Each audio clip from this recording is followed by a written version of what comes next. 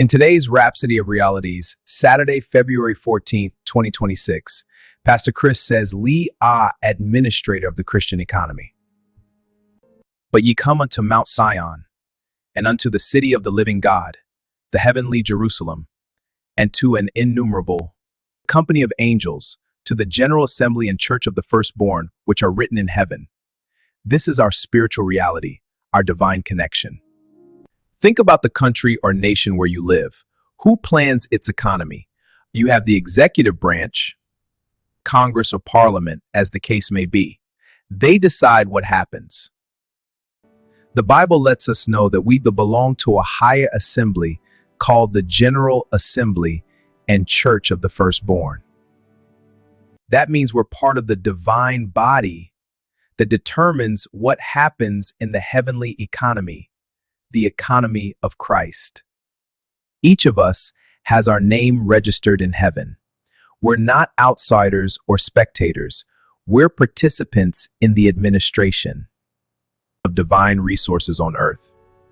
So, what are you doing about the Christ economy, which is God's divine system of supply and resource management intended to bring salvation, blessing, and transformation to the world? The Christ economy was designed for the salvation and prosperity of nations, and we're its dispensers. Stop thinking like someone waiting for financial miracles. Use the name of Jesus. When you speak, resources align, doors open, and supply flows.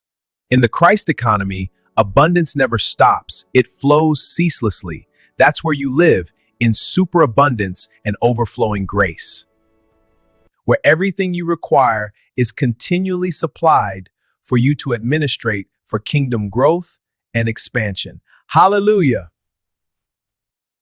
Let us take the prayer, I'm a dispenser of divine treasures, walking in continual supply and abundance. I function with heavenly wisdom, directing resources for the advancement of God's kingdom and the salvation of nations. I live in the flow of endless increase and prosperity. In Jesus' name, amen. Dear viewers, before I forget, if you enjoyed this session, please subscribe and share this video for others to be blessed. See you tomorrow.